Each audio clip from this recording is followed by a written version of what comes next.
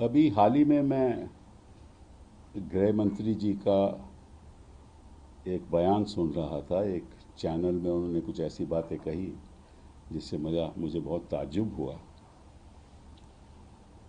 क्योंकि जो constitution amendment bill 111 और 113 अभी हाल ही में पार्लियामेंट में पेश हुआ, उसके बारे में उन्होंने कुछ कहा। और उन्होंने कहा कि हम तो नैतिकता के आधार पे इसको लाए हैं, और हम चाहते हैं कि जो ऐसे क्रिमिनल लोग हैं, आरोपी लोग हैं, जिनके खिलाफ एफआईआर दर्ज होती है और ऐसे अपराध के लिए दर्ज होती है जहां सज़ा 5 साल से ज़्यादा हो, तो निश्चित रूप से उनको अगर 30 दिन में हिरासत में रखेंगे तो 31 दिन में उनको इस्तीफ़ा देना पड़ेगा, और नैतिकता के आधार पे हम ये कानून लाए हैं, ये उन्होंने कहा। मुझे बड़ा ताज्जुब हुआ, क्योंकि नैतिकता के आधार पे तो उन्होंने कई सरकारें गिलाई हैं। नैतिकता के आधार पे कई मंत्री जो पहले जिनके खिलाफ ये आरोप लगाते थे कि करोड़ों रुपए का उन्होंने धांधलेबाजी की है, वो अब इनके मंत्री हैं। नैतिकता के आधार पे जो कांग्रेस में थे, जिनके ऊपर आरोप थे, वो आज यहाँ बैठे हुए हैं। एनसीपी के लोगों के जिनके आरोप थे, वो यहाँ बैठे हुए हैं। तो मुझे तो बड़ा आश्चर्य होता है जब गृह मंत्री जी नैतिकता की बात करते हैं। चलिए जी, छोड़िए, तो अलग बात है। उन्होंने एक और बात कही कि अगर आपके खिलाफ कोई एविडेंस नहीं है तो निश्चित रूप से आपको तुरंत, जब आप जाओगे कोर्ट में, तो तुरंत 30 दिन के अंदर वो आपको रिहा कर देगी, बेल दे देगी। तो उसमें दिक्कत क्या है? अब मैंने पिछले कई मंत्रियों के जिनको हिरासत में लिया गया, अरेस्ट किया गया, मैं आपको कुछ आंकड़े देना चाहता हूँ।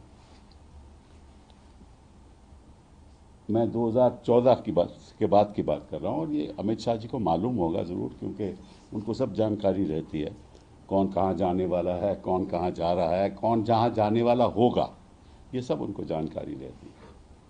तो आप देखिए, ये देखिए आप, जितेंद्र तोमर, ये एक जेल रहे 1 साल 5 महीना 2015 में, हाँ 2015 में, और आज हो गया 2025, 10 साल हो गए, अभी अंडर ट्रायल है। ये ट्रायल अभी ख़त्म नहीं हुआ, पता नहीं कितने और साल लगेंगे। फिर आइए मदन मित्रा, टीएमसी, 1 साल 9 महीने 2014 में गिरफ्तार हुए थे, अरेस्ट हुए थे, और बेल इनको 2016 में मिली, और आप हो गए 11 साल बाद ट्रायल हो रहा है। फिर आइए आप नवाब मलिक, एनसीपी, 18 महीने, ये हुआ, इनका अरेस्ट हुआ फरवरी 2022 को, जुलाई 2023 में बेल मिली, अंडर ट्रायल हैं। फिर आइए आप सत्येंद्र जैन, ये रहे 18 महीने अंदर, अरेस्ट हुए 2022 में, बेल मिली 2024, और अभी क्लोजर रिपोर्ट फाइल हुआ है। सीबीआई ने क्लोजर रिपोर्ट फाइल किया है कि कोई केस नहीं है इनके खिलाफ। तो ये बेचारे 18 महीने जेल में रहे,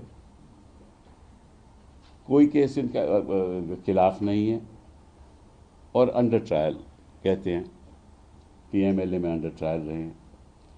सत्येंद्र जैन, वो मैंने बात कर दी। अब पार्था चैटर्जी, टीएमसी, 3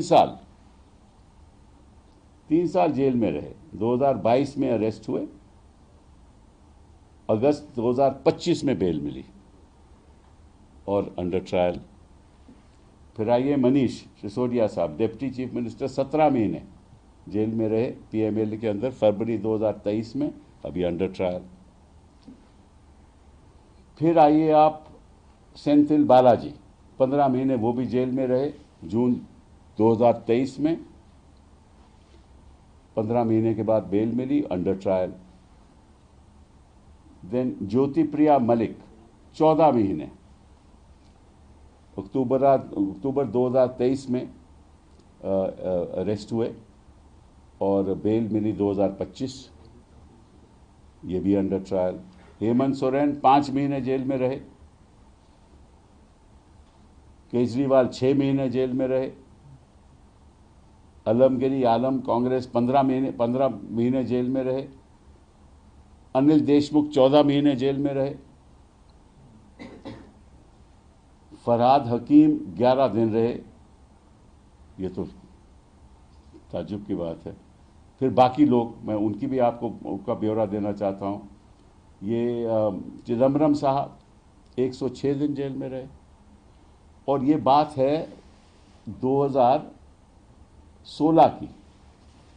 अब क्या हो गया, 9 साल हो गए, कुछ कार्रवाई हुई? कोई कार्रवाई नहीं हुई। फिर शिव कुमार, DK शिव कुमार 50 दिन जेल में, PML क्वॉश हो गया। संजय राउत 100 दिन जेल में। तो ये तो जानकारी गृह मंत्री जी को है, तो ऐसा लगता है कि वो भूल चुके हैं। जेल जाना उनको याद रहता है, जब बाहर आ जाते हैं तो भूल जाते हैं कि कितने दिन रहे थे। कहते हैं कि 30 दिन में बेल मिल जाएगी आपको। मैं कोई पर्सनल बात नहीं करना चाहता, उसको छोड़ दीजिए, वो ज़रूरी भी नहीं। लेकिन ये बड़ी ताज्जुब की बात है। और उनको देखिए, उन्होंने एक नया कानून पास किया, BNS, उसमें वो भी भूल गए लगता है, उसका प्रावधान भी भूल गए कि उसमें लिखा है, पहले क्या होता था कि 15 दिन पुलिस कस्टडी में कोई भी अगर इन्वेस्टिगेट कर रहा हो तो 15 दिन की पुलिस कस्टडी हो सकती है। आज भी 15 दिन है, लेकिन पहले कानून में, कोड ऑफ क्रिमिनल प्रोसीजर में, पहले 15 दिन के बाद पुलिस कस्टडी नहीं हो सकती थी। BNS में अब क्या है कि ये कस्टडी जो PMLA हो या CBI हो, तो वो 2 दिन की कस्टडी ले सकता है। कोर्ट में जाके बोले मुझे 2 दिन की कस्टडी चाहिए, बाकी मैं इन्वेस्टिगेट कर रहा हूँ। फिर 2 हफ्ते के बाद 3 दिन की कस्टडी और ले सकते हैं। ऐसे ऐसे 90 दिन तक, 60 दिन या 90 दिन तक कस्टडी ले सकते हैं। तो अगर प्रोसिक्यूटिंग एजेंसी ही कस्टडी 60 और 90 दिन लेगी तो 3 दिन में बेल कहाँ से होगा? ये इनका अपना पास किया हुआ कानून है। अगर इनको अपनी कानून की जानकारी नहीं है, फिर मैं चैनल में जाकर बयान देते हैं ऐसे, तो मुझे लगता है कि ये देश को गुमराह कर रहे हैं, और वो भी नैतिकता के आधार पे। सब जानते हैं। अब तो देखिए, रियलिटी तो ये है कि हिंदुस्तान की जनता जान चुकी है कि कितना लगाव है इनका नैतिकता के प्रति। तो मैं गृह मंत्री जी से कहूँगा कि ये जो कानून लाए हैं ना, ये केवल ऑपोजिशन के चीफ मिनिस्टर्स और मिनिस्टर के खिलाफ उनको हिरासत में लेकर ऑपोजिशन की सरकारों को डिस्टेबलाइज करना, यही आपका इरादा है। और ये नैतिकता की बात जो आप करते हो ना, ये छोड़ दो, क्योंकि इससे कोई फ़ायदा नहीं, कोई इससे प्रभावित नहीं होगा।